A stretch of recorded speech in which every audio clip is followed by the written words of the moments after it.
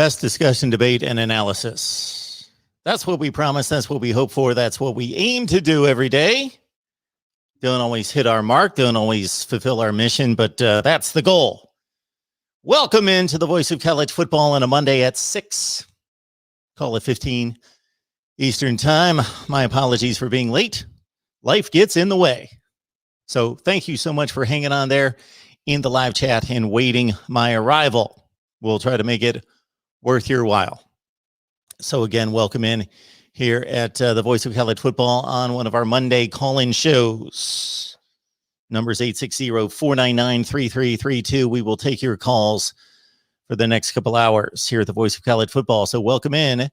Our subject tonight, great debates in college football. And we will get to that angle in just a second. And again, our number is 860-499-3332. Shop Amazon. Use the link in the description section. Down below in the description section of any of the videos, you will see our Amazon link. You shop Amazon if you are one of about 250 million people in America and many more across the globe. Of course, Ronan, we don't forget about you folks overseas. Can't do that. So if you shop Amazon, we ask that you would use the link in the description section of the videos. Also, Patreon's up and running, of course, at 16 cents per day, $5 a month.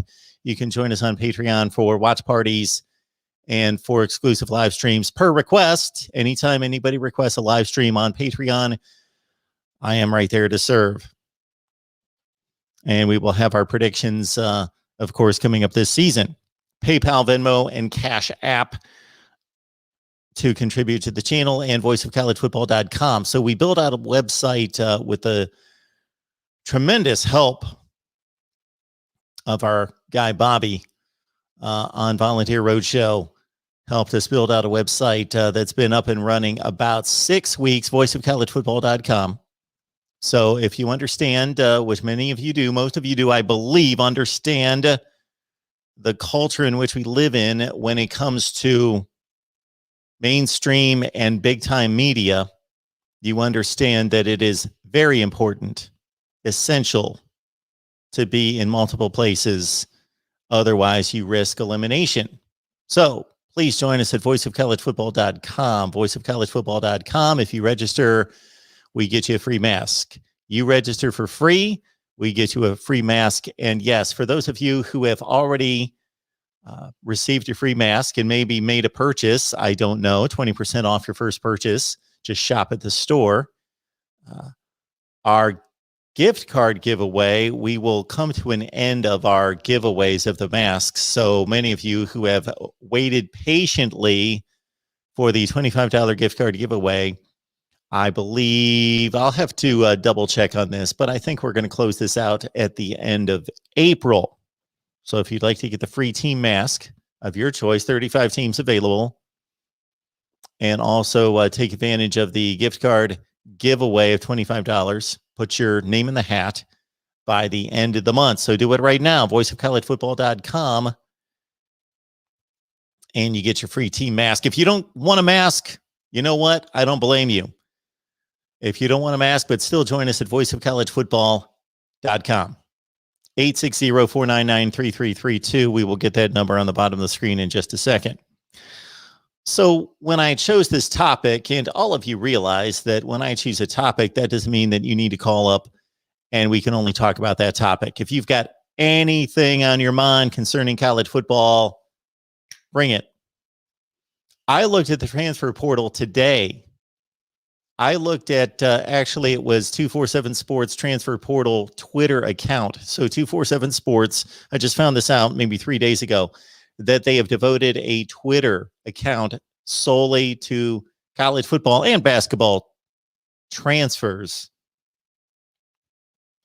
I counted between Sunday and today, I counted 9 major programs impacted by transfers. Guys entering the transfer portal just in the last 2 days, Sunday and Monday. And many of those, it's not a coincidence, had just finished their spring games yesterday. So they probably had heart-to-heart conversations with the head coach or their position coach after Saturday's final spring session. And so I saw players from Michigan State, North Carolina, Wake Forest, across the board in the Power Five. 9 players, nobody necessarily significant, but guys that had been on the field, that had contributed to some degree on special teams or in a backup role. And of course, Joe Milton made his transfer to Tennessee official today. Joe Milton moving from Michigan to Tennessee. So he throws his name in the hat, along with Hendon Hooker, Harrison Bailey, and Brian Maurer. Catch our Tennessee report with Charlie Burris. Charlie Burris joined us after the Tennessee spring game. Charlie's always a great conversation. Charlie always has a passionate and very poignant take on Tennessee football, and he is waiting patiently. It's not been easy on him. The Vols have been horrible forever. And Charlie Burris joined us on Sunday. He was covering the Tennessee spring game for A to Z Sports. All right, let's get to your comments, and we will open up the phone lines. Once again, remember, Patreon, Amazon, contribute, Venmo, PayPal, and Cash App as well. And go to voiceofcollegefootball.com. I've been asked to outline all the ways that people can help us and help contribute here at the Voice of College Football. I think I'm going to produce a video. I'm just going to run down a checklist, and I'm sure that will be the highest viewed video that we've ever produced here. All right, let's get to these debates. So what made me or caused me to think about this is just in the last 2 days, I had probably the 10th or 15th person who is either a Florida State or Miami fan ask me to compare and choose the winner, hypothetically, of the 2001 Miami and 2013 Florida State national championship teams. 01 Miami versus 13 Florida State, who would win that game.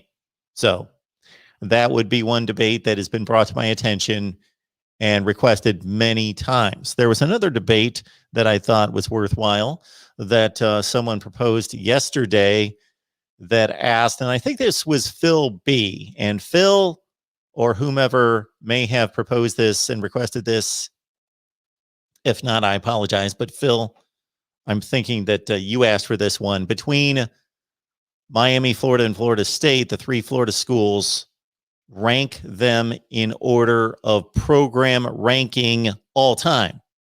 Not today, all time. We, of course, delivered our program rankings a couple of weeks ago, 1 through 130, which had Miami at 16 in order, Florida at 11, Miami at 16, and Florida State at 34, I believe. All right, we got a call coming in. Let's get right to it. David Greenshield's on the line. David, how are we doing today? I'm doing excellent. I'm doing great. What's going on today? Well, I wanted to give you a call. I wanted to, and I'll get to the debate here in a second. But I did want to touch on something that's one of always your favorite subjects, and that's the expansion of the college football playoff.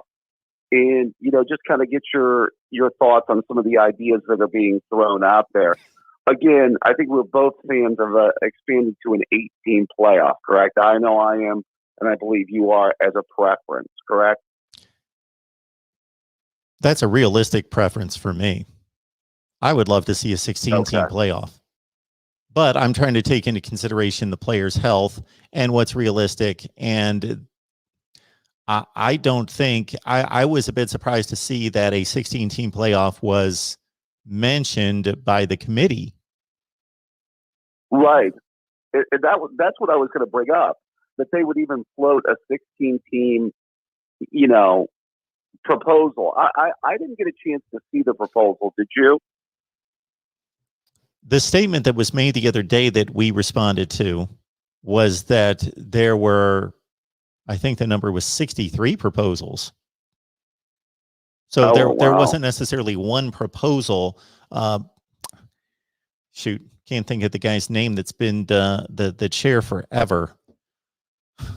Anyway, I'm losing. Okay. Can't think of his name. Regardless, he was the spokesman making the statements for the management committee, and the key points were, number one, that they had heard enough dissatisfaction with a playoff. That had never been, I had never heard that statement made by anybody connected with the committee before, that there was dissatisfaction, that they acknowledged dissatisfaction, but now they are, that there's dissatisfaction. Right. Number one. Number two, that they were going to be reviewing proposals, and he was specific, 63 proposals that involved anything from 6 to 16 teams. And he specifically said 6, 8, 10, 12, 14, 16. And then the next bullet point would be that there would be no change made that would impact the next two seasons, 2021 or 22. There could be a movement to change the playoff after the 23 or 24 seasons, but most likely it would come after the contract expires in 2025. Okay. That was going to be the next question. So that the contract wouldn't expire until 20. That we would have to wait that long. I actually thought that the contract was expiring after 2022. I thought that there was a chance we could get something here within the next couple of years. It's possible, but he said that most likely it would be after 25. Okay. See, I think that, again, if they did 16 or they did anything obviously even more than 16, one would think that they would have to adjust the regular season schedule, would they not, Mark? Yes. Okay. That's why I was wondering if you saw what a proposal that they may have put out there may have looked like when it came to that. Does that mean that they're going to go back to an 11-game regular season? You know, I mean, obviously, I would think they would still keep conference championship games, wouldn't they? Or it would just be interesting to see what type of adjustments they would have to make. Do we really believe that they would impact 125, roughly 125, well, 100 and 130 minus 16, 114, that they would impact those schools to expand the playoff to 16 teams? Yeah, I don't, I wouldn't think so, but I mean, you still have to be able to make the schedule work though here. Yes. And I would bet that those 114 teams would benefit financially from that decision. If they opted to go to 16 teams, that they would ensure that the greater good was positively financially. Well, you know, it'd be the biggest fans of it would be the non-Power 5 schools, because that assures them of getting teams into the playoff. Yes. I mean, you know, all but assured. I mean, 8 probably a very good chance, but 16 for sure. Yes. If they go to that type of format. What's an interesting aspect of that, David, before you continue, I'm sorry, but this your comment brought this to mind, was the live stream that we did a couple months ago, in which we reviewed the 7 playoff seasons, and then I gave my proposal, and then there was also some videos involved that I produced. So anyway, when I looked at the 8-team model and the 16-team model that seemed to be the most likely to be implemented, would be the 5 plus 2 wild cards plus the best group of 5 for the 8-team, or just the 5 plus 3 wild cards. And then for the 16, the model that I took was the 10 conference champions and the 6 wild cards. Or if we stayed with the college football playoff rankings, if this committee continues to just simply expand but use the same exact format, they're 16. That 16, if they continue to follow their same pattern over those 7 seasons, would typically only include one group of 5 out of those 16, because they have been very Power 5 heavy in those top 16 rankings at the conclusion of the regular season. That's true. That's true. Yeah, but you usually within the top 15 you find one of the non major five conferences in there. Like you'll get a Cincinnati or you'll occasionally get somebody else. But yeah, I mean I think it's pretty. At 16, I think that they should feel pretty confident they're going to get at least one team in at that point. I think they might even have a chance at 8, but that's that would be maybe a little bit tight as well. So time will tell. I wanted to ask you a question, Mark. I've been. Do you follow the NFL draft much or no? I know you really kind of concentrate on the college game. Here's my take on the NFL draft. I love the NFL draft. It's one of my favorite. It has to be my number one favorite non-playing event in sports. However, I don't prepare for the NFL draft. I see. It's similar to recruiting, even though I don't. I like it so much more than recruiting. The build up to National Signing Day, I like it so much more because I can sit down and watch the NFL Network or watch Kuiper and McShay go at it and listen to that.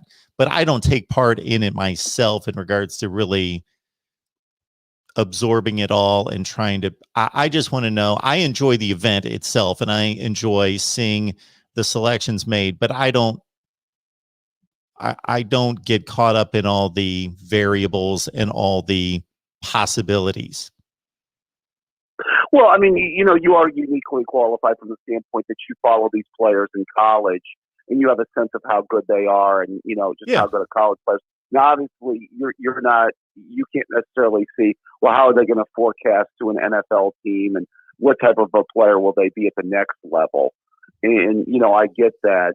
Where I was going with this, Mark, was, and I'm going back to this again.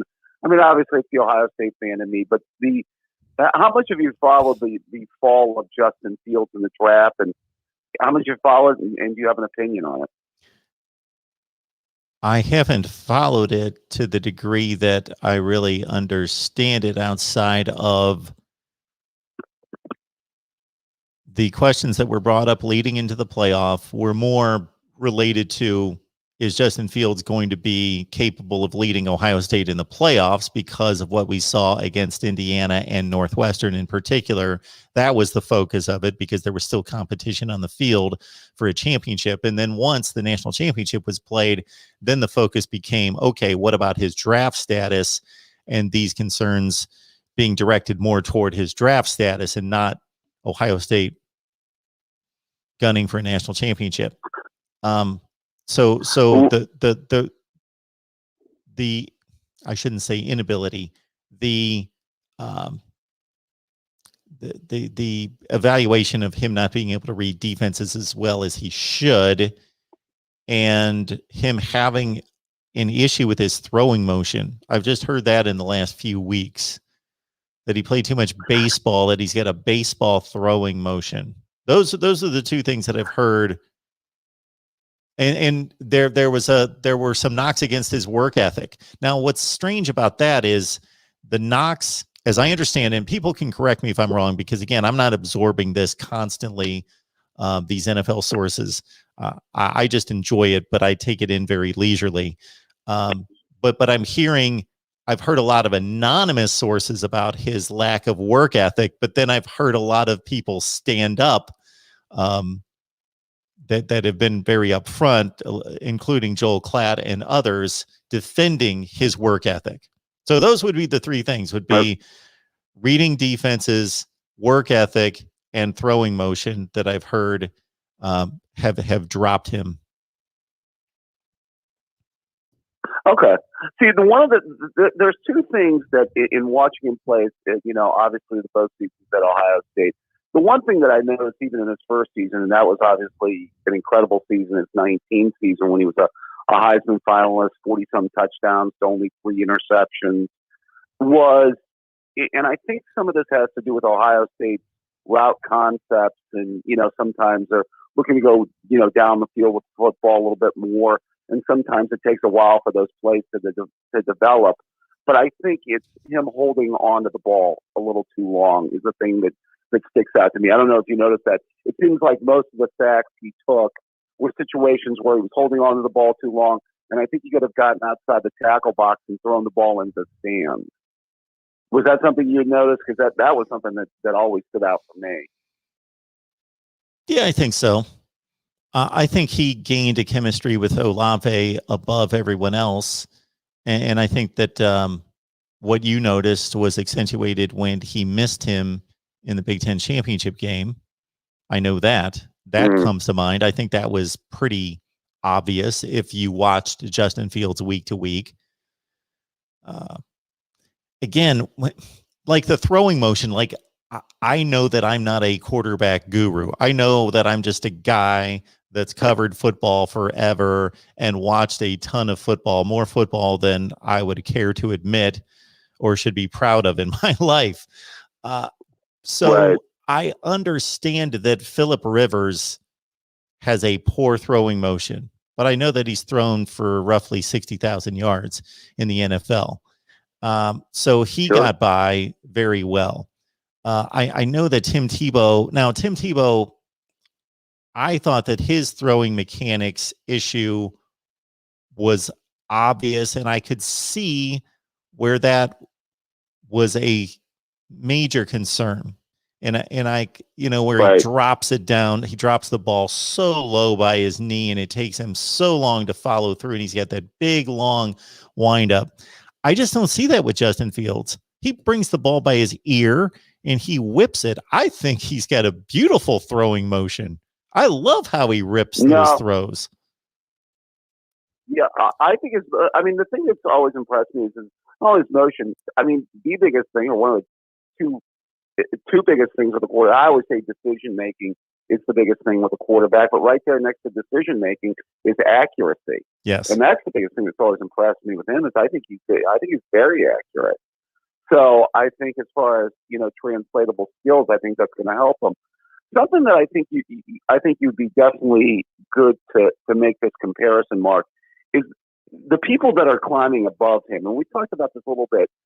At first when I heard, we talked about Zach Wilson before, then I hear Mac Jones, and then now I'm even hearing Trey Lance. By the way, did you watch much or see much Trey Lance this year, Mark? No, I did not. Okay. I mean, I watched a little bit of his highlight tape. I mean, he made some nice deep throws and he could run the ball a little bit. But, if you look at his numbers, he didn't do anything mind blowing, I thought, even at a smaller level. So I guess that's the other question that I would ask you is in comparison to him, because some of these other quarterbacks that we're seeing out here that are getting moved ahead of him, I guess, I know you would probably be taking a look at it from a college level, but I mean, do you see it, Mark? I mean, do you get it? Why these guys are moving ahead of them? I really don't know. I would think that NFL scouts would have. I'm going to take a different angle on this because we've discussed this a few times, and I still enjoy the conversation, David. I don't want you to take it in a wrong way, but I'm going to take this. I know it. I'm going to take this in a different direction. Let's understand, for as bright as these NFL scouts are and personnel managers, and as much just ridiculous amounts of money and time and resources that they put into all of this, if we went through the NFL draft year to year, selection to selection, and let's focus on the quarterback position, and we could put some kind of the first thing we would need to do is put some kind of value on that particular spot in the draft and what should be expected of that spot in the draft. Of course, if you're selecting the first overall player and he's a quarterback, he needs to be one of the best quarterbacks in the league. He needs to be at the very top. If he's selected 15th in the first round, he should be a starter for a long time. He should be Joe Flacco, just to throw out a name. And we could kind of assess a value and attach that to the position. But the culmination of my point is that they miss way more than they hit. And I'm not again, Right. that's not a huge criticism because it must just be a hugely difficult process. I was looking at so I was having a conversation with a buddy last night. We started going through NFL drafts and we started looking at I'm big into history, especially NFL history. And Sure. the Steelers probably had the most impactful drafts in the early to mid 70s when they were building those championship teams. You know, they drafted 4 Hall of Famers in one Sure. draft. But Yeah. even during 74. that, most of their drafts, like they had, that's why I used the word impactful. Like they had 2 or 3 guys that were great. But even then, like Right. the rest of the dudes, like there'd be like 8 straight guys that didn't, and I know those teams and those rosters, like they weren't starters, they weren't playing, they weren't like they were missing. Those were great drafts because they drafted the cream of the crop and found those guys. Right. But if you go team to team or just take a first round, just go through the first round, you know, starting last year or a couple of years back where you could get a fair assessment on a career thus far that's at least 3 or 4 years old and go back through the rounds, the first round every year, it's not pretty. It's not great. Yeah, I mean, honestly, I think if any draft, if you're a team and you can get 2 or 3 impactful players out of a draft, I think you're pretty fortunate from that standpoint. Yes. You know, I mean, just impactful players. I mean, I'm not talking about Hall of Fame players like you mentioned earlier, but players that can at least be starters for you for a period of time, maybe at least 7, 8 years, maybe longer, and be solid, productive players for you. So. Yeah, I mean, I know we've kind of beat the dead horse here on the Justin Fields thing, and part me, Mark, but it's just like as these names keep moving past them, I just don't see it, and that's the thing that just kind of gets me. And then we discussed Wilson in the past and Jones, and now I'm hearing Trey Lance, and it just I don't know, it just kind of it doesn't make much sense to me. Hey, last point I wanted to leave you on because you brought up the points of debates. Can I throw out a year of the BCS? Of course, as a debatable year as a debate. Okay, let's go with 2008. How much of a debate would there have been that year? Obviously, Florida played Oklahoma that year. How much of a case did both Texas and maybe USC have to play in that BCS title game? And how much did they get it wrong, especially considering Texas beat Oklahoma that year? Beat them by 2 scores.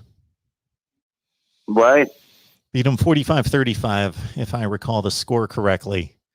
Oh, it's a great point. I believe USC's loss was Oregon State. Was that the year they lost to Oregon State? Yes, I believe it was. Who was decent. So when I throw out Oregon State, probably 90% of the people listening are attaching that to current Oregon State. Like they were 9-4 type of Oregon State team. And I believe that was on a Thursday or Friday night. If I'm getting my USC had a run there with 06, 7, and 8, where they should have probably played for the national championship, and they blew a game each one of those seasons. Right. Yeah, I'd have to go through it piece by piece. But it is interesting that Oklahoma was undefeated, correct? No, I'm sorry. Of course, you just said they lost to Texas. They lost to Texas, Oklahoma, Florida, and USC. You have 4 teams with 1 loss. It would have been a great playoff. Yeah. Yeah, that was the year where you had those 3 Big 12 teams all with 1 loss. Because remember, Texas Tech, the Graham Harrell team, beat Texas on that pass to Michael Crabtree late in the game to win that game in Lubbock. And so you had the problem with the Big 12 with those 3 teams, even if you put Texas Tech into the mix. So I think that year stuck out to me in the BCS as a debatable year that we didn't talk about much. So I just wanted to throw it out there and see what you thought. Yeah. So my thought is that that because of the format, teams were left out that were deserving. But do I believe that they earned it more than the teams that were selected? I don't believe so off the top of my head, but I would have to dissect the schedules themselves. Although Texas had it turned out to be that strange round robin that you just pointed out, that Texas Tech beat Texas, Texas beat Oklahoma, Oklahoma beat Texas Tech, and by that process, Oklahoma elevates into the Big 12 championship game, and Texas gets left out, even though they beat the team in the BCS championship game. We saw that repeated a number of times. Yeah, last point about that, Mark. They did not have a Big 12 championship game at that time in 08, I believe. I thought Oklahoma beat Missouri. Was it? Oh, did they? Okay. Yeah, I think they played Missouri in the Big 12 championship game that year. Okay. So when did they get rid of the Big 12 title? Because remember, they had to change it after 2014 and then decided to bring it back. Yeah, when they lost all the teams. When Nebraska left, Colorado left. So I think their first year, I think the last Big 12 championship game was the Oklahoma-Nebraska 2010 game, the 23-20 game. Okay. Got it. Okay. Yeah, Oklahoma beat Missouri like 62-20. They annihilated them. Okay.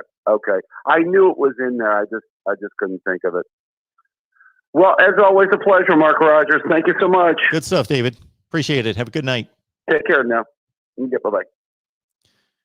Our guy, David Greenshield, with a really good call, as always.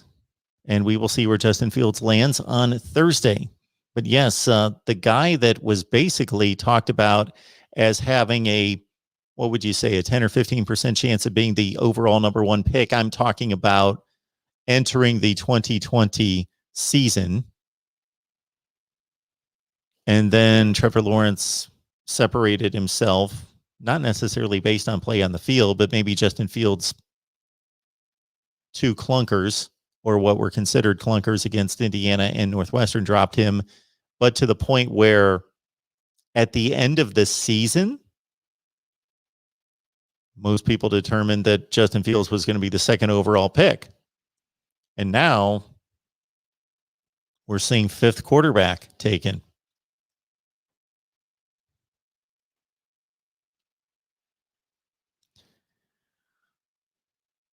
So if you guys are into college football debates and would like me to take some on, I always like to make this, of course, it has to be worth our while. So let's get 200 likes and let's get 2,000 views to this video, and I will select the top 3 mentioned debates, and we will take those on. Whatever those are.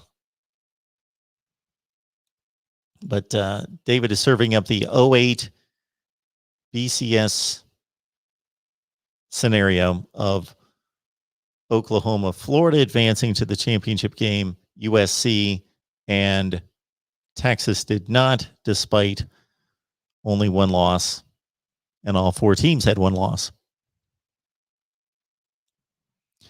And that doesn't get the same notoriety or discussion that other years do for some reason.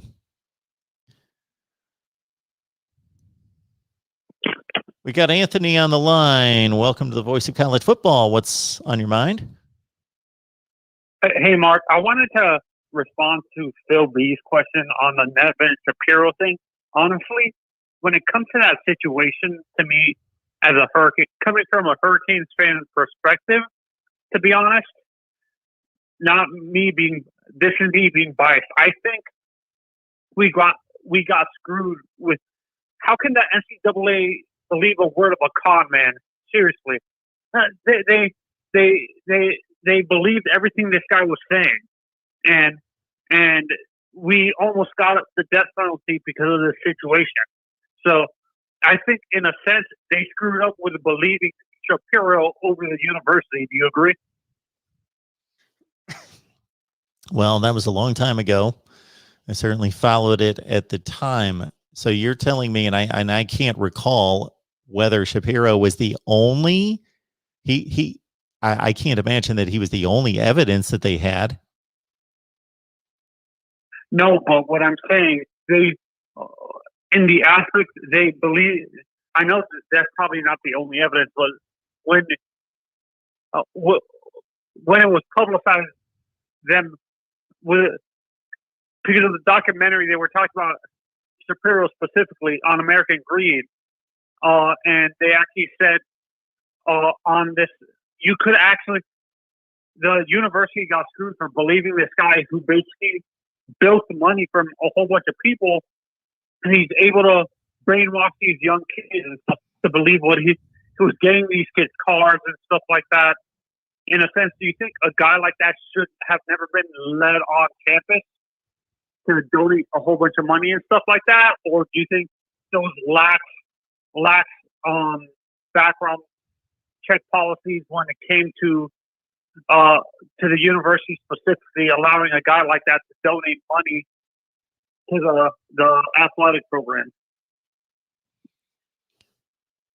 Well, if it's known that somebody is violating NCAA rules and they're being allowed on campus, to answer that question, it's pretty easy to answer that he should not have been allowed on campus to impact those athletes.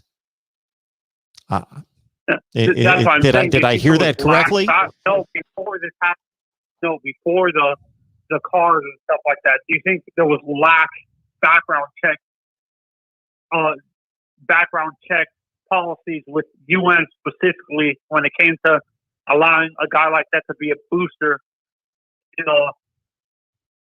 for the school? Is what I'm saying. Do you think in general a university got screwed because they had lax policies with background checks and stuff like that to determine who was credible to donate money to the university and stuff like that?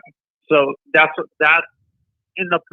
where I'm looking at this. Do you think, you as a UN fan, I think there was lax policies when it came to background checks, but I need your opinion on that. Do you, as a guy who probably maybe was a reporter during that time for ESPN or something like that, can you say that in your honest opinion, can you say that there was lax policies when it came to background checks at Miami to allow a guy like Nevin Shapiro to weasel his way into the university by donating a whole bunch of money that wasn't technically his, because he had been arrested before for bilking a whole bunch of people out of money and stuff like that? So, okay, before I answer that question, yes, Anthony, before I answer that question, let's just clarify something, right? So I was never a reporter for ESPN. So to clarify, my background is that I was in production operations management for 19 years at ESPN. I was a sports director, reporter, anchor for a couple different stations. During that time. So in the 1990s, I actually had to report on and investigate and research 3 different programs that eventually went on NCAA probation for football violations at Ole Miss, Alabama, and Mississippi State. So, I do at least have an angle on it from the news standpoint. From the school standpoint, if I'm following your line of thinking, when people of power in an administration or athletic program determine that there's somebody involved, there's somebody close to the football players that could be violating NCAA rules and therefore placing the program in jeopardy, then there are 2 general paths to take. One would be determining that the money that's being paid to players, the relationships that are being built, is benefiting the program. Or legitimate. No, that not necessarily that it's legitimate, but that it's benefiting the program to the degree in which we're going to hide it, cover it up, keep a blind eye to it, and allow it to happen because we believe that we're able to sustain a certain level of status and Success. winning based on that, or we need to run this guy off and do everything we possibly can. Now it's much more complicated than that, but if anyone in power, whether we're talking about the Sandusky situation at Penn State, whether we're talking about something that's less important but still on a football scale extremely important, Miami and other programs across the country, anybody who comes in contact with evidence, whether it's firsthand or documentation or based on conversations, whatever they are able to come in contact with that kind of evidence, they have a decision to make. And the more power they have, then the more responsibility they have to make the right decision and find out exactly what's going on and to what degree. Yeah, and where I'm looking at this too is like, when it came to the athletic program specifically, what hurt with this Nevin Shapiro thing too is like this almost. I think we almost got a death penalty for this situation, right? That they almost eliminated our football program completely in the early 2000s when this happened. Correct? Then wasn't the NCAA thinking of ending the investigation with a death penalty sentence for the Hurricanes athletic program in general, and we wouldn't have had athletics period in the NCAA. Who reported that? So, no. Did the NCAA no, say this that? was coming. It was. I think it was like a third party person that said they had sources within the NCAA saying that. But when they say we have reliable sources within the NCAA, do I actually trust when someone says that? Should I trust it or should I investigate it myself before I start believing it and stuff like that?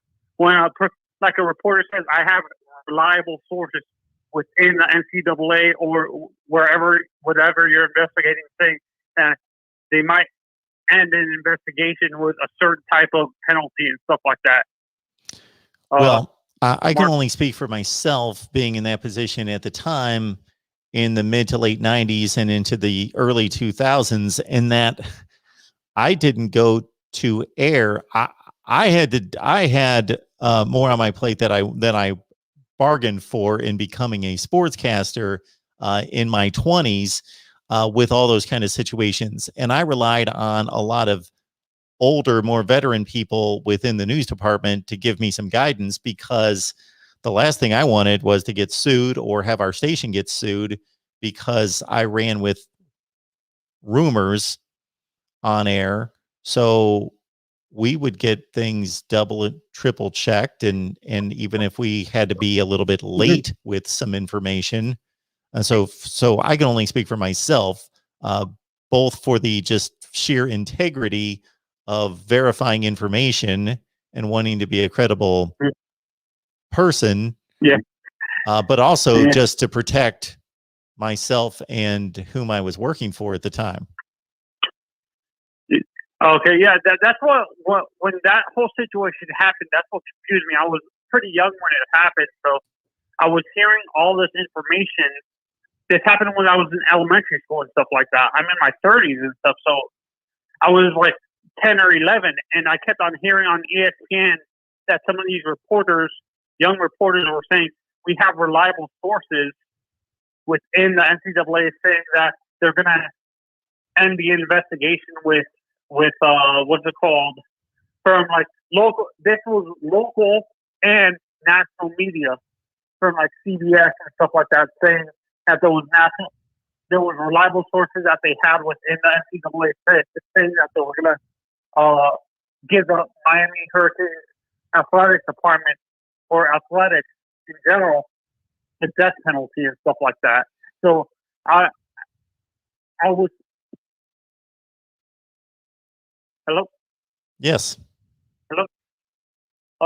Like I said, I was pretty young when it happened. So Sure. that's what.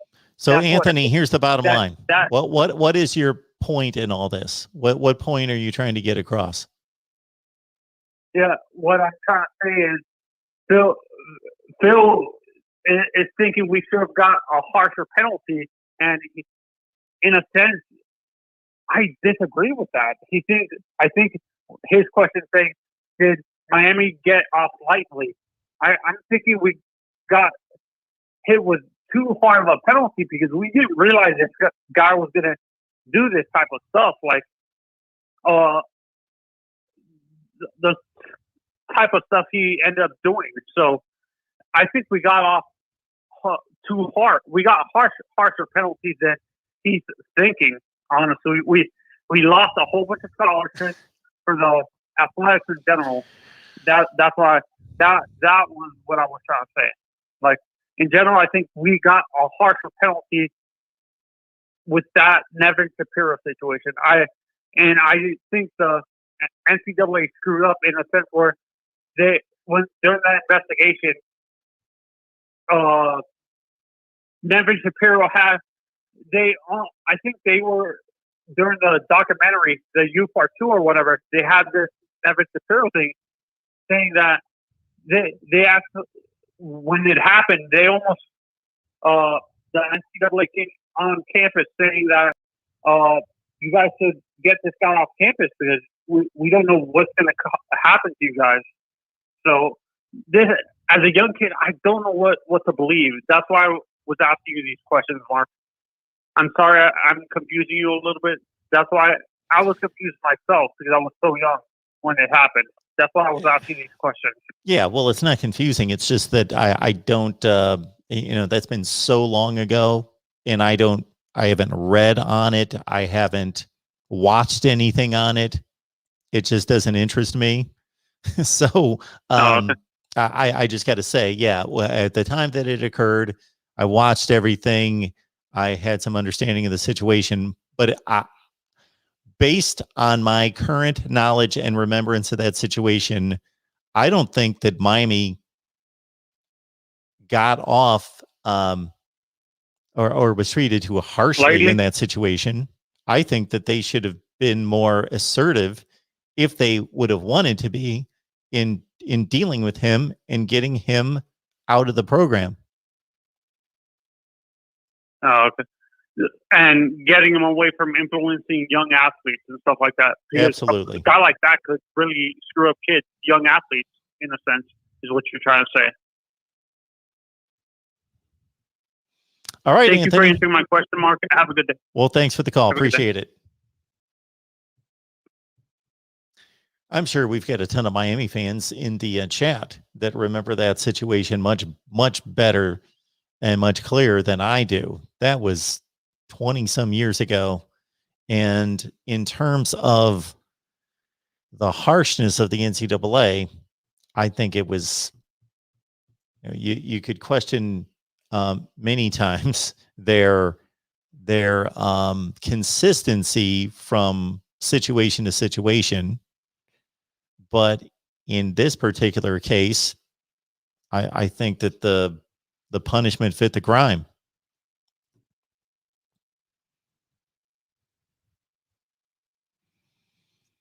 Hey, Matt, appreciate you stopping by. Appreciate the super chat as well. Thank you so much for that.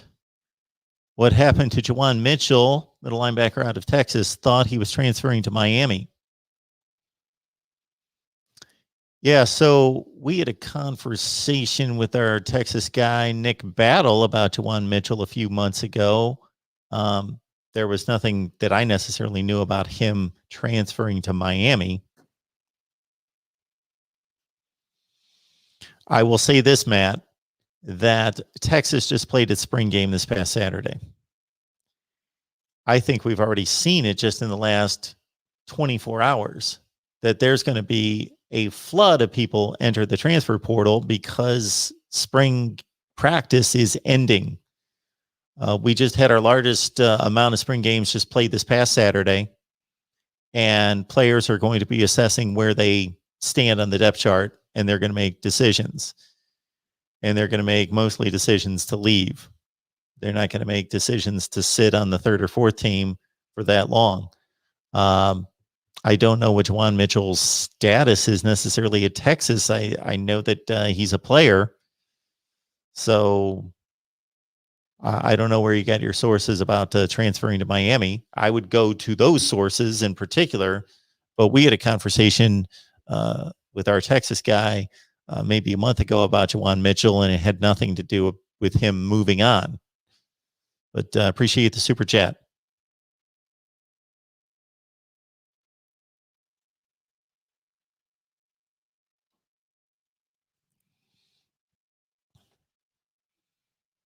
I would love to see 16 teams in the playoff.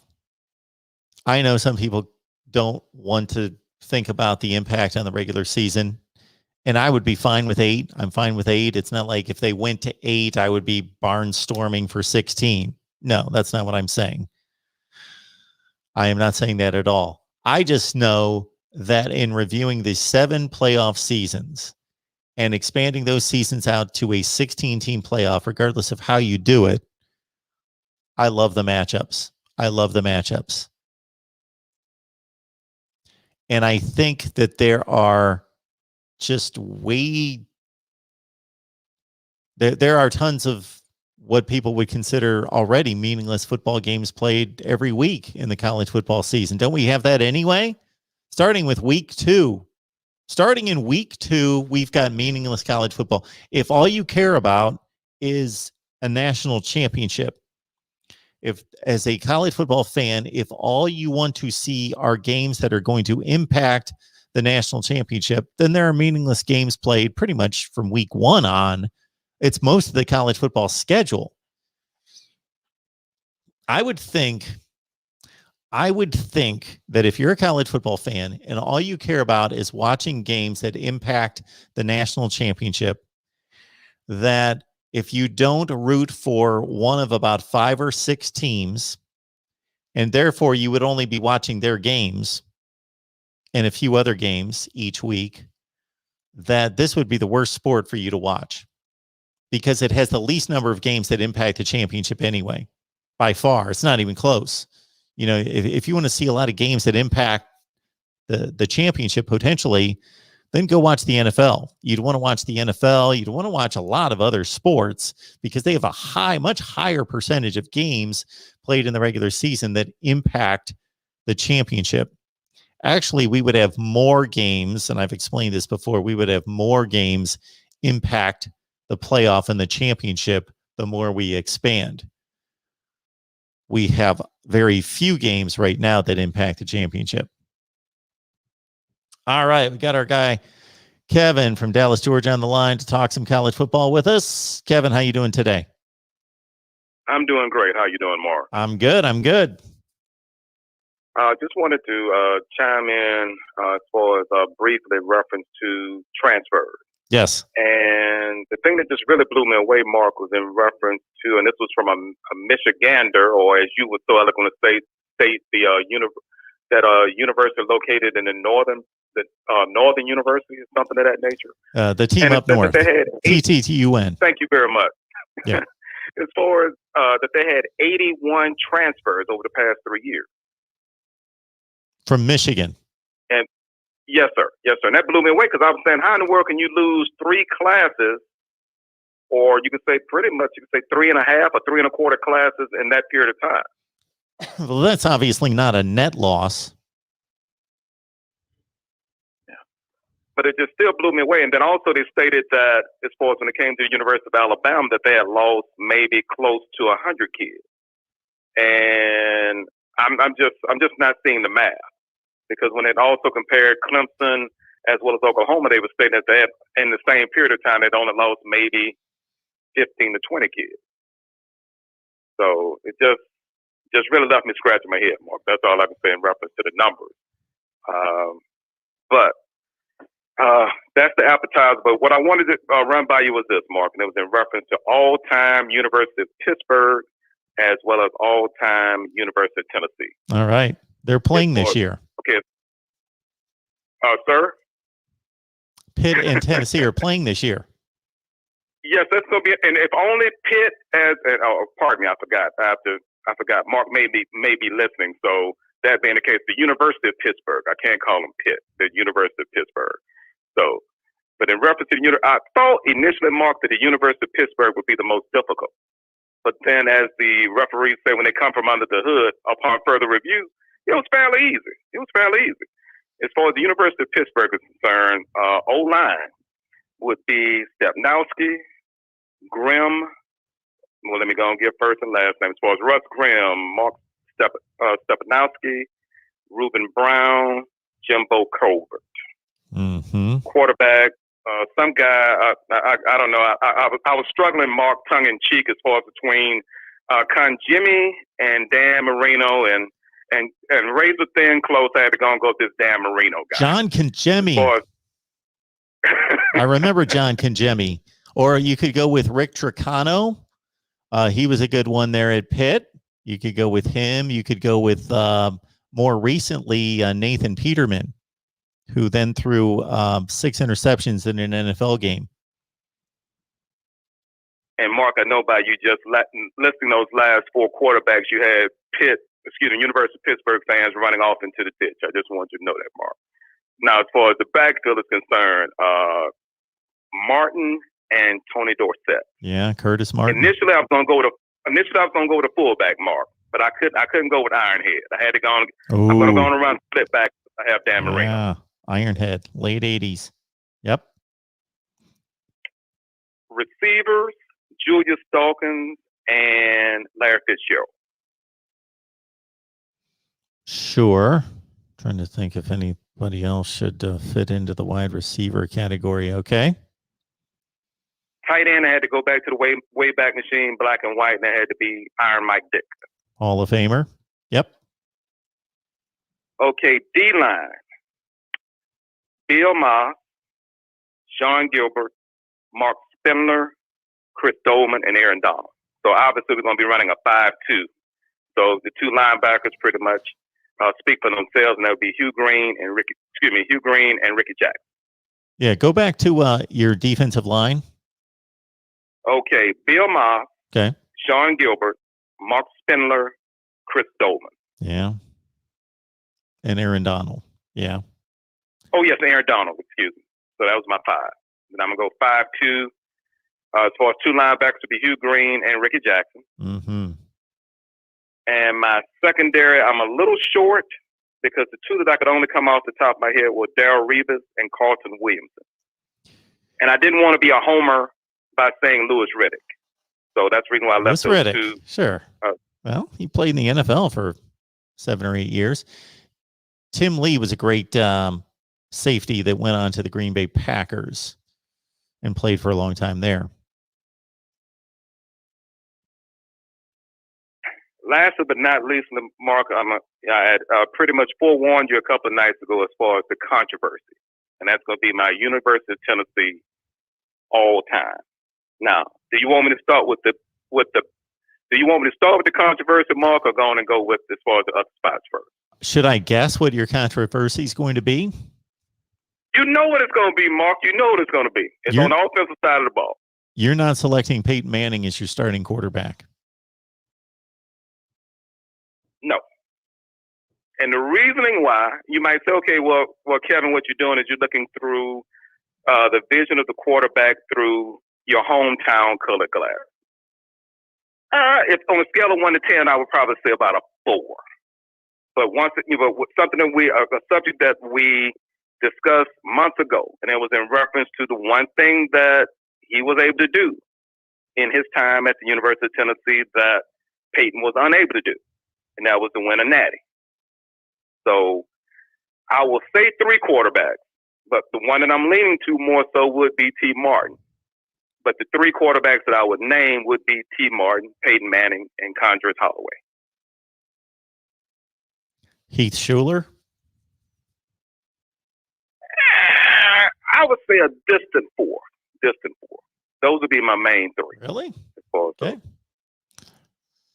Now, as far as running back is concerned, I'm only going to choose 1, and that would be Jamal Lewis. 1 running back? Okay, 1 running back, and that's going to be Jamal Lewis. Now, there's another guy, but I can't recall his name if I were to go split back. There's a gentleman that played for the Bills. Exactly. That's who I was going to go with. Oh, my word. Played right at the same time that Jamal Lewis did. He played that's who I was going to go with too. Oh my word, I can't remember his name. Travis no. Keep going. Not His name will Travis come Stevens. to me. No. Why can't I think of the Tennessee back that played with he played before Jamal Lewis, but he played with him as well. Oh my goodness. Would he by chance played in that Tennessee, Georgia, or Tennessee LSU SEC championship game?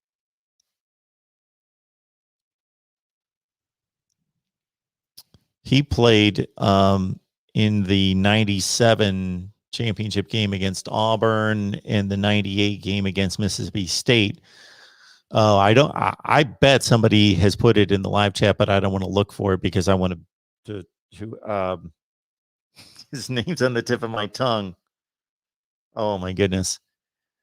Well, the thing is, it's warm. It's warm for the both of us, Mark. It's warm for the both of us because at least we know, at least we can remember that he used to play for the Bills. Played for the Bills. And really good back. Now, as far as wide receivers, I'm going with four wide receivers, and that would be Carl Pickens, Alvin Harper, Willie Gault, and Stanley Morgan. You got Peerless Price. You got Marcus Nash, and you said Willie Gault. Yes, sir. Yep. So if I had to scratch it, I would probably scratch the last two, and I could possibly put a Nash as well as a Peerless Price in there. Now, as far as O-line, I could only think of just readily two, and that was Antone Davis and Raleigh McKenzie. Mm-hmm. Now, the other three, I was a little shaky as far as just pop off the page. D-line, three that really stand out will be Albert Hainsworth, John Henderson, and Reggie White. Linebacker, Leonard White, Al Wilson, and Gerard Mayo. Did you get Leonard Little? Yes. Oh, my bad. Okay, got it, dog. That's where I messed up. It's Leonard Little. Excuse me. Leonard Little, not Leonard White. So it's Leonard Little, Al Wilson, and Gerard Mayo.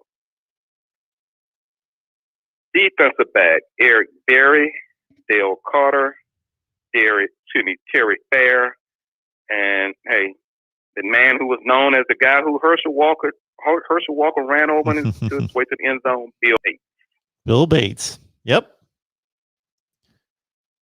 Yeah. Tight end, Jason Witten. And then as far as the specialist, can we just say any cold quit Pretty son, much. uncle, or yeah. father, son, or uncle? It's amazing. Why is the name Travis Benson coming to mind? But oh shoot, I'm sure somebody's put it in the chat, and I'm gonna be lazy and look for it. I can go with the Travis part, Mark, nuts. but not Benson, because it seems like that would be pretty much melding Cedric Benson with Travis. The only Travis I could think of is Travis Stevens, but it don't sound right as far as Travis Stevens being a quote back for the Bills. All right, this is driving me But nuts. I know Travis Stevens did play for University of Tennessee, though. But I don't think I just can't recall it being as a running back. Though. Oh my goodness, I'm forgetting way too much these days. Way too much. Mark, it's about one thing, and that is you have to look at it.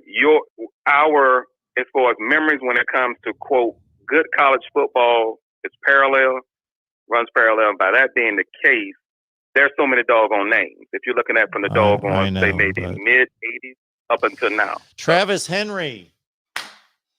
Okay, there it is. Thank you. Yes, and Travis Stevens also played on the '98 championship team.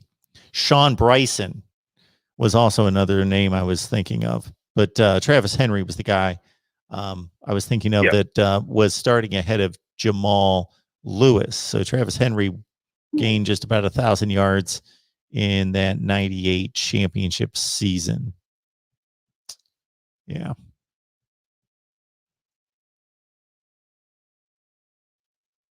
Well, I'm glad that we figured that out. And I would have to, if you had to say a dual back, Mark, I could go with Travis Henry and Jamal Lewis. Sean Bryson, I don't know. And the other backs, I would, somewhat question. But Travis Henry, he definitely toted the rock as well as Jamal Lewis. Yeah. So both of those guys toted the rock. Alvin Kamara wasn't bad. Yes, but see, the thing is, I would even go as far as saying that I don't think that Butch Jones utilized him to his fullest, though. No, because he was a better pro. What was it like? Yeah, by far a better pro, by far. Wow.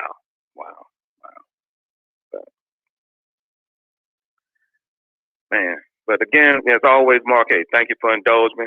I'll try to, shoot out two more. Then, hey, I will get off the all-time team and deal with subject matter, and then that'll be it. But hey, I'm glad I had the opportunity to get on this evening. Hey, you take care of yourself, and look forward to talking with you and dealing with you real soon, Mark. Absolutely, I appreciate those. I look forward to them. Have a good night, Thank Kevin. you very much. Have a good evening. Thank you. Now. All right, got a call coming in from. Let's see. No, we don't. Yes, we do. Yes, we do. We've got Derek on the line. Wants to talk some BYU football. Good stuff here. Talking a little conference realignment with Derek. It's going just fine. How you doing? I'm good, sir. Thank you. Thanks for taking my call. Yeah, I'm not necessarily a BYU fan, but I was always kind of curious. I know BYU has the resources and the facilities, and I know they've been trying to get into a major, Power 5 conference. I think the last conference they're trying to get into was the Big 12. But do you know any reason why they've had issues as far as getting into a major conference as opposed to being an independent or in a team or a conference like the WAC or something like that? I'll hang up and listen to your response, sir. Thank you. All right, Derek, thank you so much for the call. Appreciate that. I don't know that from everything I've always heard about BYU's stance on this is that they don't want to join a conference, that they would rather stay independent and keep their flexibility of sorts.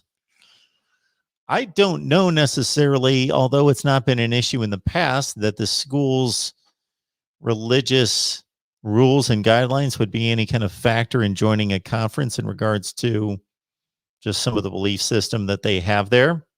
I've heard that thrown around, and that is more and more of an issue in our day and age than it was 10 or 15 or 20 years ago. But yeah, I don't know. Certainly, if you're looking at that type of research, I would think that somebody's addressed that online. I would think that somebody's addressed that specifically in talking to officials at BYU. But my perception, based on everything I've always heard, at least recently, meaning the last 10 or 15 years, is that BYU doesn't want to join a conference, that they're doing just fine. Now, if things change in college football, they could get kind of squeezed out to a certain extent, and that may motivate them to want to join a conference. But they see their status as an independent being at a higher place than when they were in a group of five. So if they join a conference, yes, it would be in terms of their football aspirations, would be of a Big 12 variety, of a Pac-12 or Big 12 at that level. But in the past, they've had to be at the WAC Mountain West level, and they haven't wanted to go back to that level of competition. All right, got another call coming in here. I believe we've got Joel on the line. Welcome to the Voice of College Football. Did you say Joel? That's what it says right here on the screen. Strange. I just said my normal name. Oh, Reasonable Gump. How's it going? Okay. I was wondering how long it would take you. So I saw the title of the video. Is there a specific debate you want people to talk about, or something? I just kind of beeped in. Well, as is normally the case, I served up a topic, but we started taking calls, and they're about everything but, which is fine. I don't care what we talk about. You guys produce the show with your phone calls. But I've had a few people request certain debates to be addressed, and I was simply making the case that and providing the topic that if anybody wants me to attack their debate, that if we reach a certain level of likes and views for the video, that I'll post videos and I'll take on their debate topics. Oh, okay. So, for example, So we've got Florida State and Miami fans that want me to size up the 2013 Florida State Seminoles and the 2001 Miami Hurricanes, 2 undefeated national championship teams. Like, who would win that game? And then we've had somebody just recently in the last day ask me about the Miami, Florida, and Florida State programs all time and how I would rank them 1 through 3. Okay. I got one that's kind of been thrown around here and there, and it's kind of getting a little more hot now that the draft is approaching. You visited this about a month ago, but I'm just going to revisit it now. So you probably remember this past season, you probably remember my extremely high praise and satisfaction with Mac Jones. Yes. That I actually did come out here on your show during the season and say I felt better with him as quarterback than I did with Tua. Mm-hmm. And how basically everyone on your entire chat thought I was a moron for that. And then about a month ago, you probably know where I'm going with this. We had 2 players, namely Devontae Smith and Jalen Waddle, each did their own interview where they both kind of shrugged and that, yeah, Mac Jones was better. Like it wasn't even kind of something they had to stop and think about. And now it looks like he's going to be going 3rd to the Niners over Justin Fields if all the predictions seem to hold true. So what do you think about that? Do you think the number 3 spot is deserved? Do you think he really is that good? Do you think he should be farther down, or what's going through your mind? So is the place in which he is drafted going to validate your take, or is it how well he plays in the league that's going to validate in your mind, that's going to validate your comments? It's a little bit of both, because my comment's already validated, in my opinion, by the 2 players who caught balls from him. There's literally no better people to ask than the people who were most impacted by his play. I think it's also fair to state that if he does get drafted 3rd overall by the 49ers, that maybe my opinion wasn't so moronic that you have a GM of a premier NFL team that happens to have a very similar opinion of the guy. Now, if he goes out and flops in the NFL, I don't think that also devaluates my comment. I mean, is Tim Tebow any less of a great college quarterback? No. Was Jameis Winston any less of a great college quarterback? Cam Newton, even though he's lasted this long, he's never had the fireworks that he had when he was at Auburn. So you're basically I think my opinion is going to stand pretty strong. You're in a win-win situation. Of his You're in a win-win situation. Yeah. You can't lose, regardless of what happens to Mac Jones. If he never completes a pass in the NFL, you've been validated. But if he goes on to have a great career, of course, you've been validated. It's more like if he never completes a pass in the NFL, then I'm settling for a B.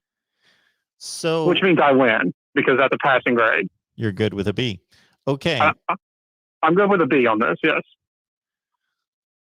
I think I've stated that when I watch Mac Jones play, I see a guy that delivers a sharp throw very accurately on a regular basis. I think that he's as accurate as anybody playing today. For the last year and a half that he's been as accurate, even more so than anybody in the country. The difficult assessment to make on him and other players is always assessing the talent around them versus the talent that they're playing and how much that affects the game and affects their performance. And for him, to me, most people are going to focus on the wide receivers, of course, taking 6-yard passes and making them 35-yard passes. I focus even more so on the protection that he enjoyed. So that's something that's difficult to assess in terms of, okay, is he going to, instead of having 4 and 5 seconds to throw the ball when he's got 2.5 to 3, is that going to significantly alter him? So I'm of the same opinion, Mark, is because those balls he's throwing are not like Herculean catch type balls. Like he's not making it difficult for the wide receivers. He's throwing the ball correctly. So it's he's played, for the most part, he's placing it where it needs to be. And once we lost all 3 of our receivers, a lot of people forget about how good Mechie was this season. Mm-hmm. But in the latter half of that Ohio State game, we didn't have any of them. They were all out with injuries, and he still was throwing to our 4th and 5th guy, and they ended up, and one of them ended up scoring his first touchdown on the season. Against Ohio State in the national championship. It's not like losing. Devontae Smith slowed him down, really. I know it's just like, part of a half in a game that was pretty much already over. But it's just, I always thought it was an under talked about point that when he lost all of his weapons, because that's what everyone said, right? It was only because he had great weapons. Well, he lost all of them. Still managed to lead us down with, scored 2 touchdowns, actually, and the field goal, if you count that, because Devontae Smith went out on the second play. As opposed to everyone wanted to say, for the most part, like comparing to a guy like Kyle Trask, everyone was saying, he was in the lead for the Heisman for the most of the year. But what happened when he didn't have any of his weapons? He threw 3 interceptions in a row. Yeah. In that Oklahoma game. Not all that is his fault, by the way. Most of that falls on Dan Mullen for just not even caring to prepare for that game. But I think that's a point that never gets addressed. Is that as soon as he was without any of those weapons, Alabama's production didn't even slow down at all. They didn't even have to punt. They still were scoring and scoring right after each other. And I do think that your point is great about the O-line. That's where it all starts. And people will say, okay, well, fine. Alabama still had the best O-line in the world, and they had the best running back in Najee Harris. So how do you evaluate them like that? My response is, and I kind of want to get your opinion on this, isn't the talent Mac Jones was playing with behind in his O-line and running backs and wide receivers, isn't that the comparable talent he's going to have in the NFL? Aren't those all NFL players? It's not like he's going to downgrade his O-line once he gets to the 49ers, unless people are trying to tell me that the 49ers offensive players are worse than Alabama's are, right? That's what I don't get. People say, well, he's only good because he has NFL caliber players around him. Well, he's going to have NFL caliber players around him in the NFL.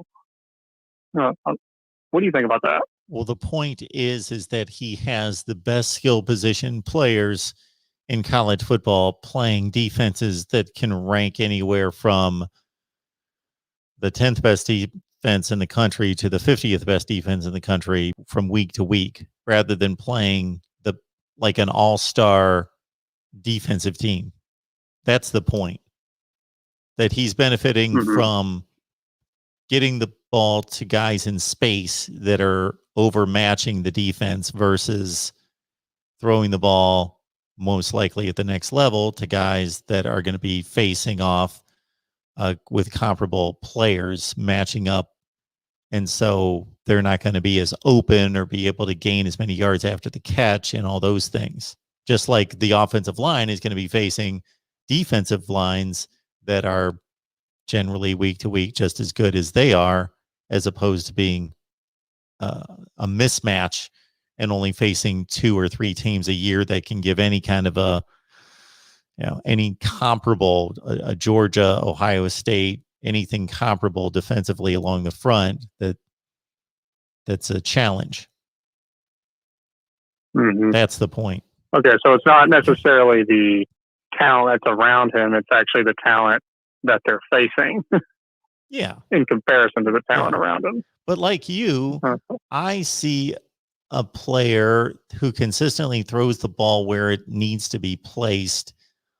And many of those times it doesn't need to be placed there, but it's a much, potentially a much better play because he's not just making sure that the ball's completed because the guy's open, but he's throwing it in the right spot almost all the time to allow for the athlete to do good things with the football.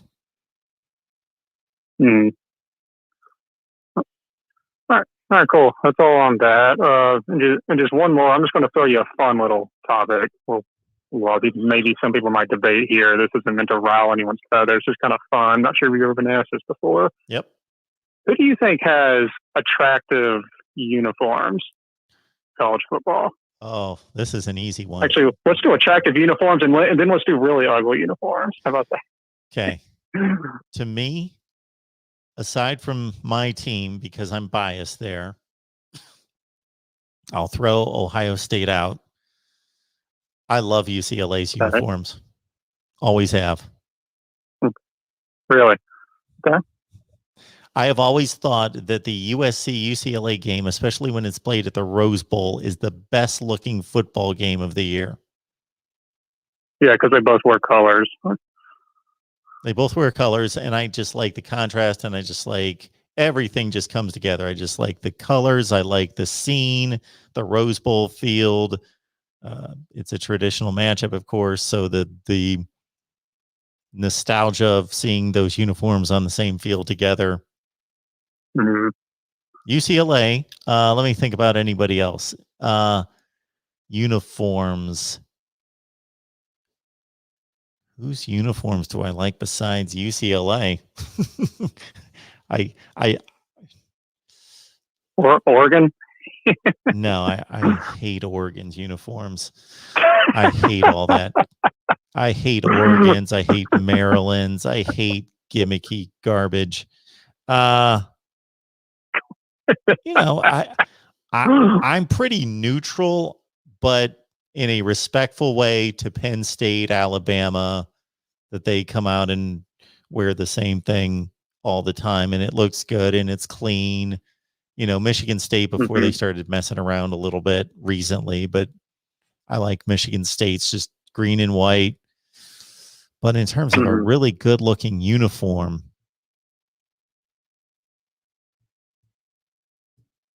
yeah, I really like UCLA, and maybe it's to a certain extent I like North Carolina's uniforms.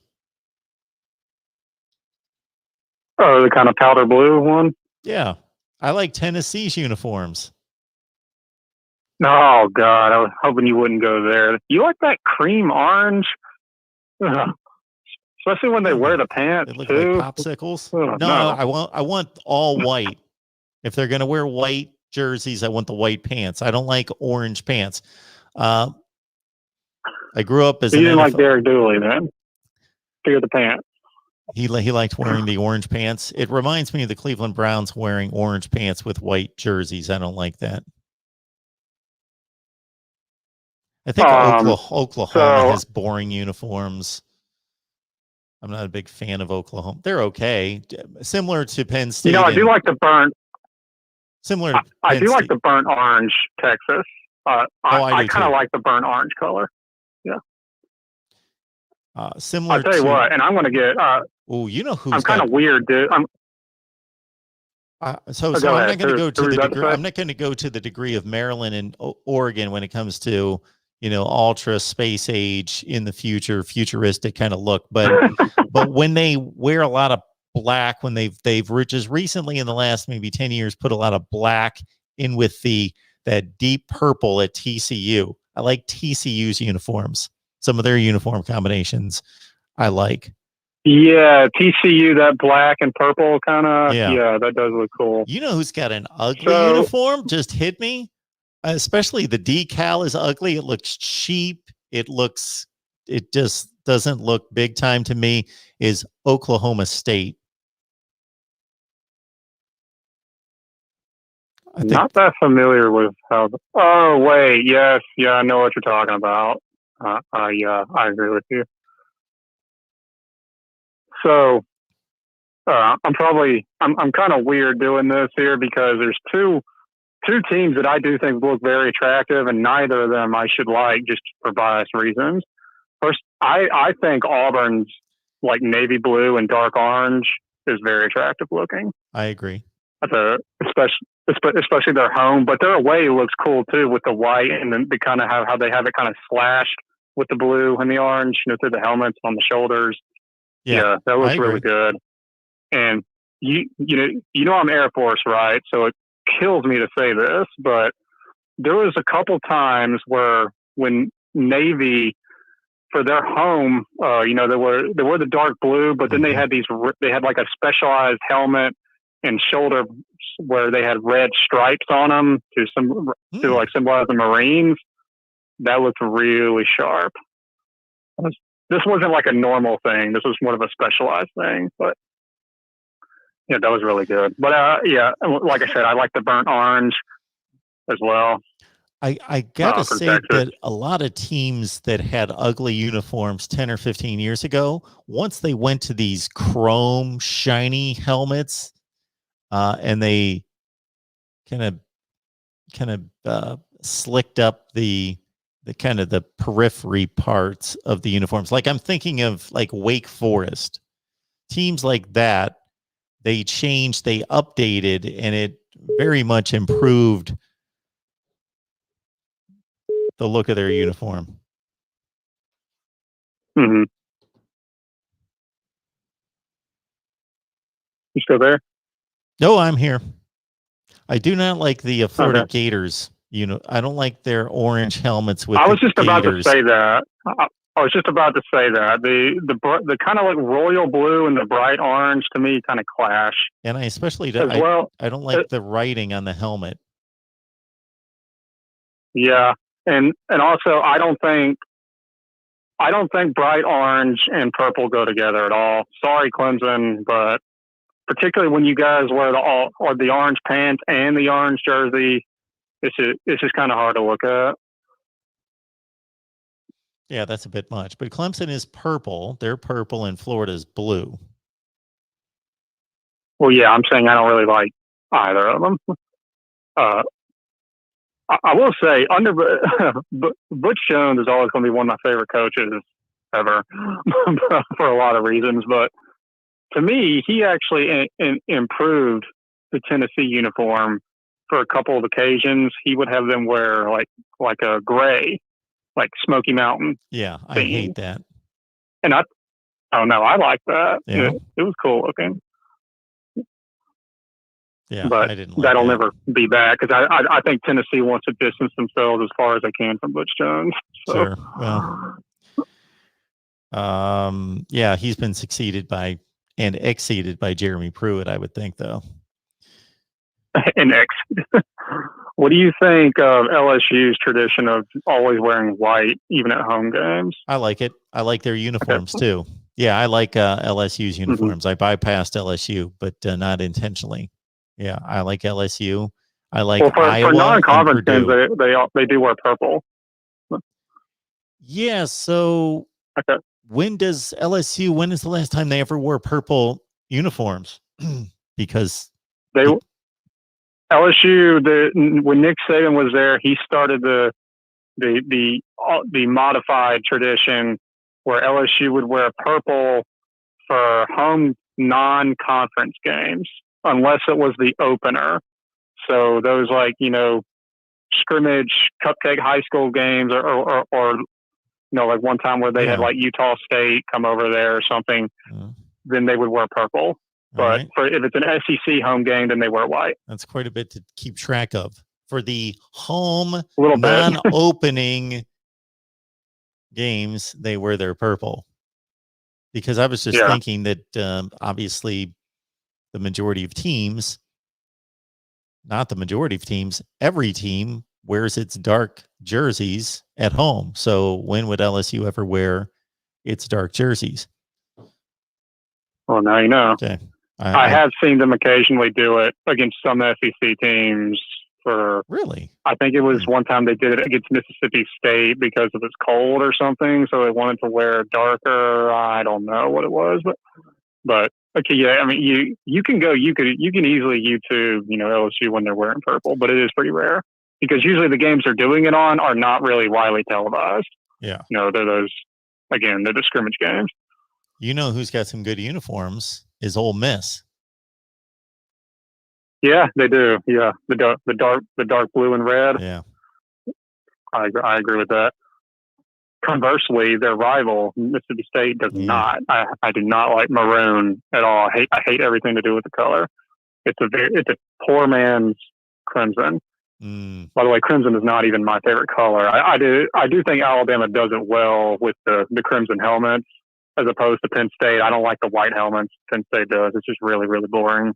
And also, Penn State doesn't even put their names on the back of their jersey. That's weird to me. But I would occasionally like it if Alabama tries something different, like maybe one game every 5 years or something, they wear gray or something. But they're very traditionalist. They just do crimson and white. Well, see, I would claim the opposite. It hurt me when Ohio State started wearing alternate uniforms. I thought that was Bush League. I wouldn't do that.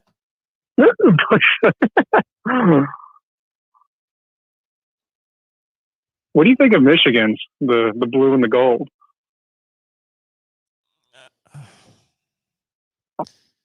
I like their helmets, the kind of stripes, like it's kind of like, Wolverine fur or something I guess they're going for.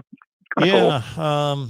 Man, you've gotten to a place with them that it's hard for me to judge their uniforms for some reason.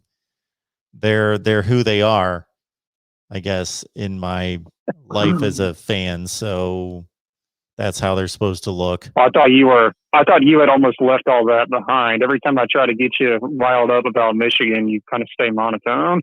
Yeah, I do. I have lost a lot of that, but for some reason I can't. You hit me with Michigan, and it just took me to a different place that I couldn't really just. I'm not going to say that I hate them. It's what they're supposed to look like.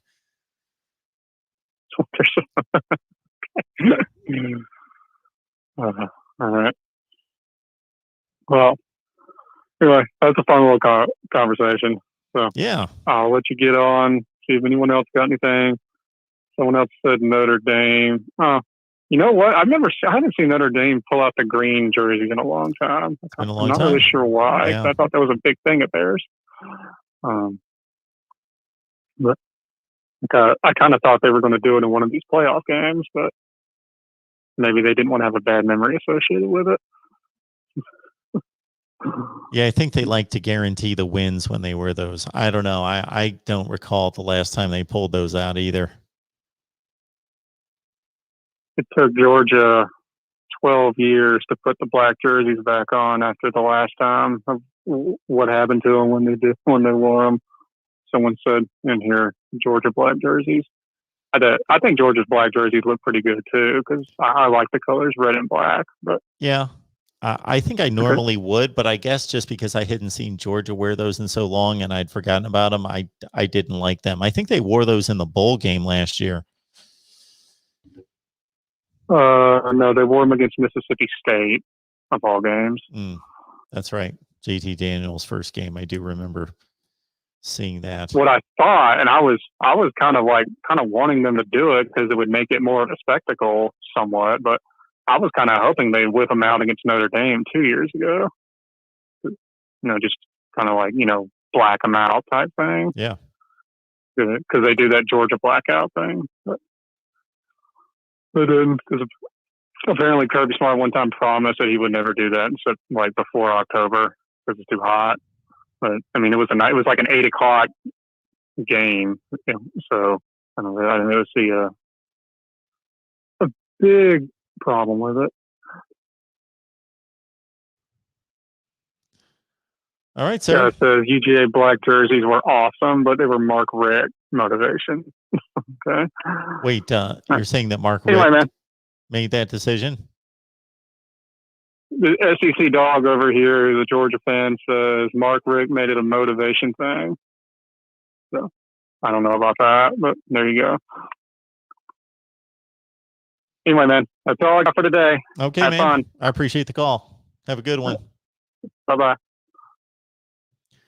Our guy, Reasonable Gump, bringing up uniforms. Now, if my son had been here, he would have been able to much more eloquently and much more specifically talk about uniforms and what he likes or dislikes about uniforms.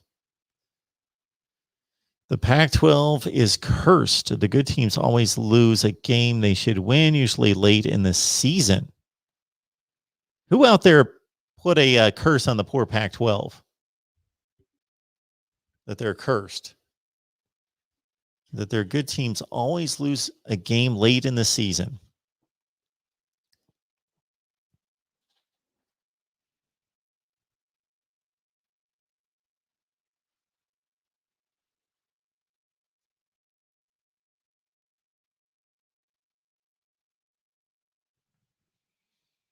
Anzo says that Wisconsin can.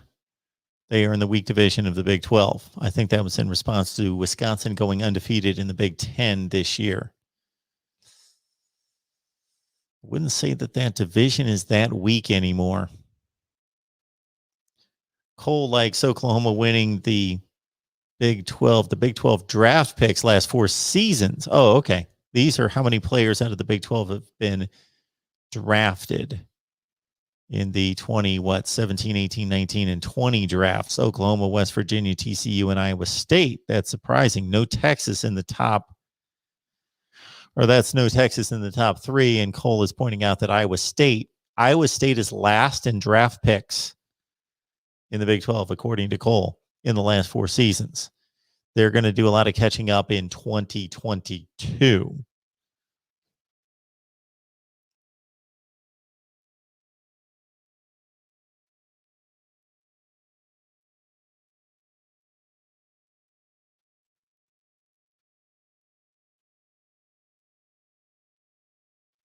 Wisconsin's road games coming up this year: Rutgers, Illinois, Minnesota, Purdue.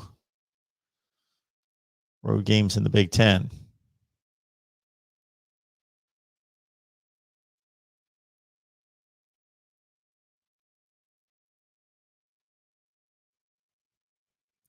Cole's got an Ohio State loss on the road at Minnesota in week 1. Wouldn't that be something? I saw a number of people had quite the criticism for my 16-team playoff, or just my response to one of the calls that I would like a 16-team playoff. I don't think that the people that were responding critically to my comments about a 16-team playoff really heard me out. They just heard, I would love to see a 16-team playoff, and they didn't listen to anything else I said. I said, I, in theory, would like to see a 16-team playoff if we were talking about playing a playoff on paper, just being able to play a video game and seeing the 16-team playoff. If it didn't involve people that had to get beat up on the football field and therefore would cause us to have to either beat them up further or reduce the regular season. If it didn't involve those things, if it could be done realistically, I would love to see a 16-team playoff, and I could break it down in terms of why there would be more meaningful games during the regular season as opposed to less meaningful games in the season. Would it cause, or would there be opportunity at times for maybe 1 or 2 games to be meaningless because a team was so good and had been placed in such a high position that they wouldn't drop from that position much for it to matter. Yes, but the number of games, we would be adding dozens of games, dozens and dozens and dozens and dozens and dozens of games would be added that would be now meaningful with a 16-team playoff that would not have been meaningful at all. You're adding meaningful games to the schedule by going to a 16-team playoff. Does that make sense? Basically, there's only going to be a couple games that are going to become meaningless, that are currently meaningful because of the 16-team playoff. And I will address how you deal with that in just a second. But you're now going to be playing tons of games. For those of you who care about championships and only want to watch games that impact championships, you're going to add a ton of games, a ton of the games that are currently between good teams that cannot get to the playoff, that would then be significant because they would impact the playoff. The amount of those games compared to the couple games that are going to now be meaningless, it's not even close. And how you deal with the quote unquote meaningless games that are going to be created by a big playoff, a 16-team playoff, this is how you deal with that. Road games, on-campus games in the first round, if not the first 2 rounds. How does that impact it? Well, yeah, your team's 10-0. Your team's 10-1. The team in consideration that we're talking about, and they're going to make the playoff regardless. Well, do they want to make the playoff as a high seed and play at home? Or do they want to blow this game and play this meaningless game and intentionally lose it, or not try or not play their starters, thinking we're in the playoff anyway, so this is a meaningless game, and go on the road to play in the playoffs? Do they really want to do that?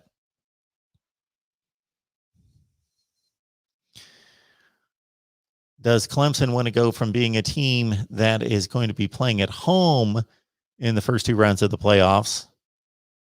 Or do they want to be a team that is going to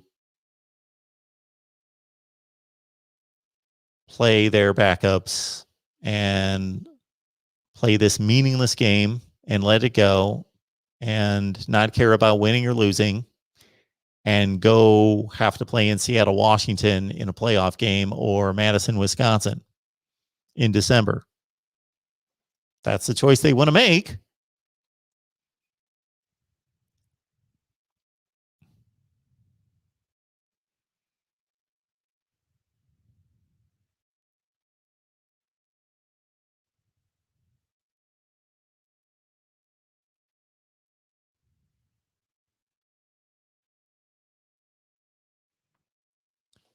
The Rod Favre is telling us that Mac Jones faced 3 defenses ranked 100th or worse in total defense last year.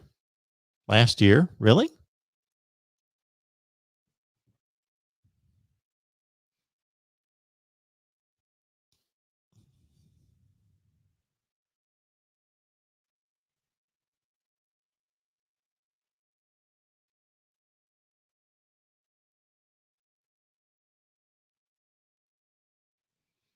There it is.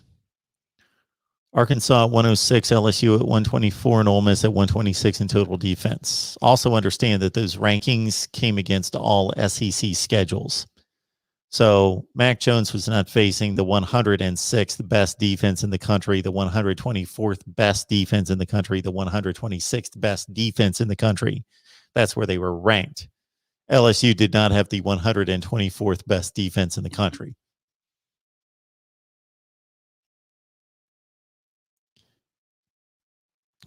The team statistics are more inaccurate each and every year, and especially in 2020 because the conference teams only played each other.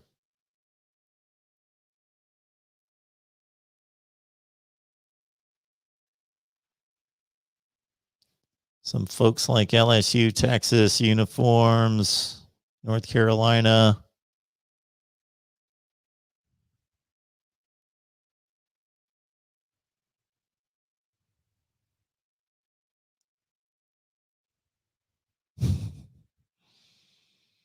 Ronan, you didn't have to remind me. I'm too old.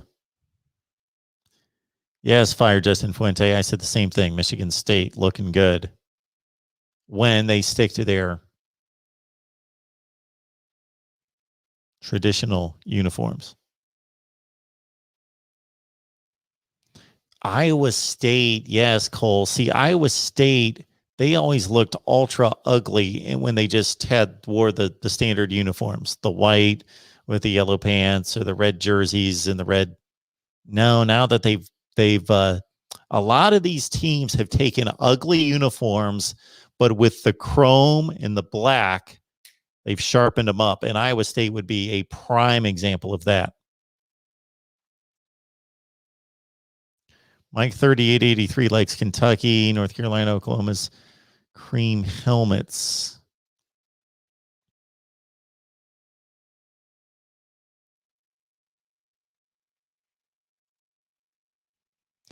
D-Rock Irish should be the one speaking for Notre Dame on the choice of uniforms, and he likes the gold, the pure gold helmets over the chrome ones. I get that. It's traditional. Coastal Carolina's got a good-looking uniform.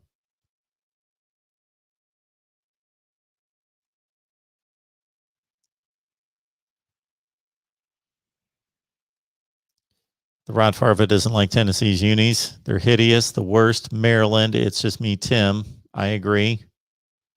Ballard, good to see you. Let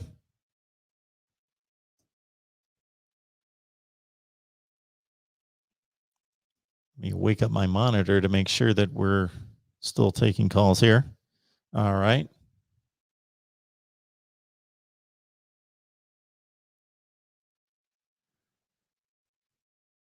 Mike 3883. The ACC has good uniforms. The whole conference, everybody. Pitt, I can do without. Georgia Tech, not the greatest.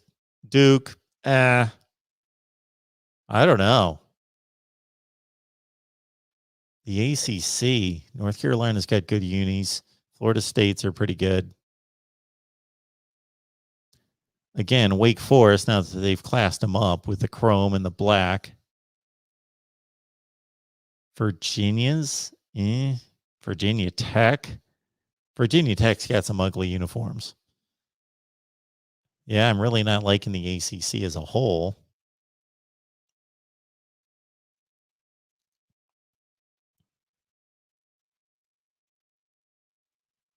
People got into the uniform discussion here.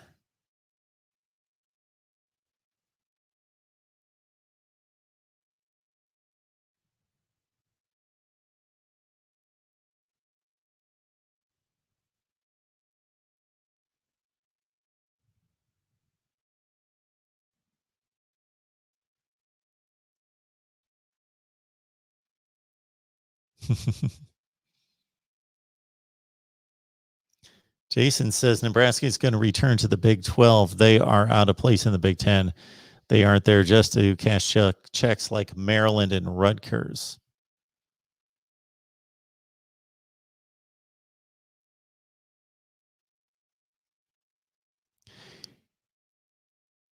Yeah, I got to say that Nebraska has been out of place in the Big 10. I think it's hurt their recruiting. I just, for a lot of reasons, the Big Ten going west and the Big Ten going east has not been great. Now, they did it for football reasons with Nebraska and money reasons. It all comes down to money ultimately, but they made a football move with Nebraska. They went strictly money with Maryland and Rutgers, and that wasn't even a quality, well-informed, visionary, forward-thinking kind of decision with Maryland and Rutgers.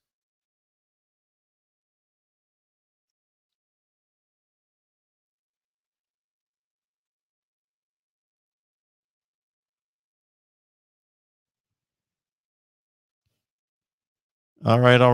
I think I got everything here. Appreciate everybody jumping on the line. We'll be back Tuesday night at 8 talking Nebraska football live with you. Click on that Amazon link and please use the Amazon link that we provide in the description section of the videos. Again, shop Amazon. We know that you do. And so you do it already. So please use the link in the description section on Amazon. voiceofcollegefootball.com. Get on over there. Please register for free. You can do that at the top of the page.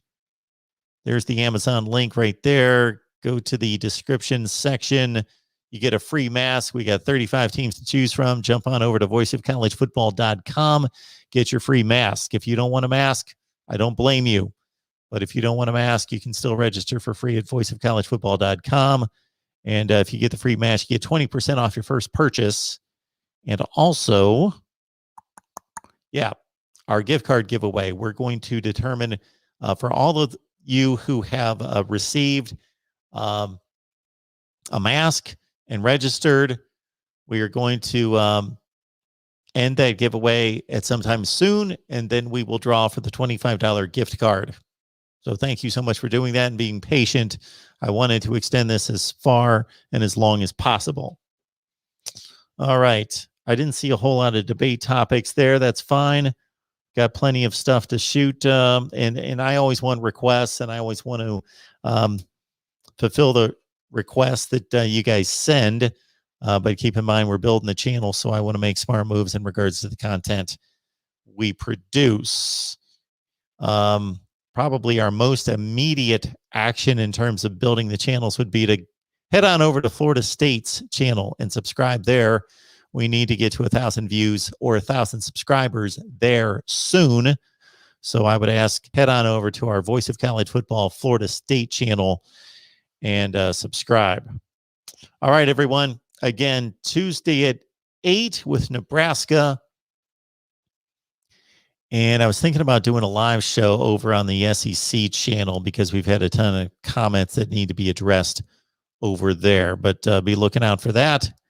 And we will do that soon. I've got brainstorming for the college football season in regards to all these channels and getting posts together, post game for all these teams on all these channels. So still trying to figure that out. All right, everyone. Appreciate everybody stopping by. We will see you soon. That means 8 o'clock Eastern time on Tuesday night with our Nebraska live show.